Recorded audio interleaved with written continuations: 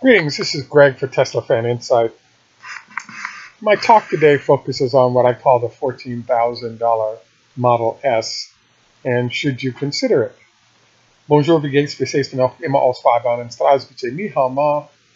This is Greg for Tesla Fan Insight. So as we all know, one of the big issues that just hit is Hurricane Harvey's impact on Houston. According to some reports, as many as 1 million cars were destroyed or damaged by the hurricane. And one of the aspects of what occurred is I think there are probably a few thousand Teslas, Model S and X, that were damaged in this process.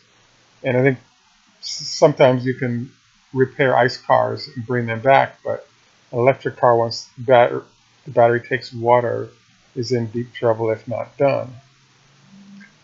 I've been, in light of Hurricane Sandy, etc., I've been doing some research to find out, well, number one, what is the process that happens after the cars get damaged? Number two, what can be done with Teslas? And three, is it worth the effort? And so the first part of the dialogue is what happens, and that is that once water gets in that battery pack, the vehicle is likely to be totaled by the insurance company. Once that vehicle is totaled, the insurance company will take those vehicles and send them to auction to see whether or not they can get some money out of it. And in the case of the Teslas, they are expensive cars and can be sold and likely will get sold for parts. As of 2 years ago, one of the folks that I researched on this was able to purchase his Model S for $14,000 at auction. And after doing so, there are all these expenses that came with it. For example, his battery pack alone costs about 10 grand to purchase. I guess it's a used battery pack that he went for. And so that gives you a start off of what all the purchases are that are necessary to rebuild this car. Beyond that, as you know, there are a lot of other moving parts that are an issue as well. But the ultimate sort of problem that's popped up is, what is Tesla's reaction to cars being salvaged in this way, and are they willing to allow access to the superchargers and other things? And the general sense is that no, Tesla is not friendly to salvage mega damaged cars. And so it'll be interesting to see how this sort of plays out, because there are a lot of their vehicles sitting out there that are damaged that many will choose to bring back to life.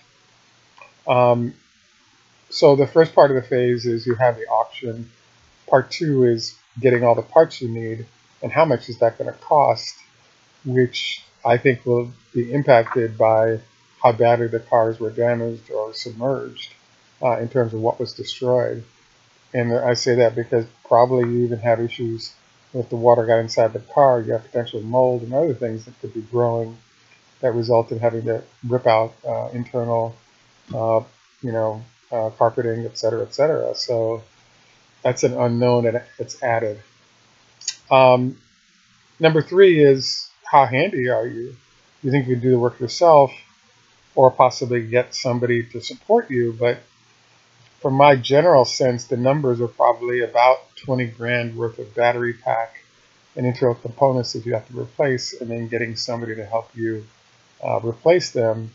So the net of this whole thing, if you have zero on your time, is probably 14 grand for the car, another 20 grand. So you spend about $35,000 to get a car, in theory, that's worth 100 grand, which sounds pretty good. The question is, how long and how much of your time did you have to bleed out to get it? And would it have been simpler to just purchase the used one for another part of the country and be done with it?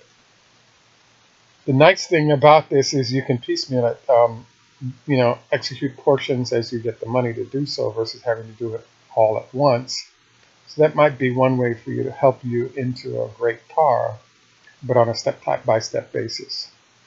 I don't have the answer to this. I just think it's interesting to get a shot at a car that's worth 100 grand for net 25 to 30K could be very appealing. Look forward to your comments. This is Greg for Tesla Fan Insight. Je m'excuse. Au revoir. À tout à l'heure. Please like and subscribe.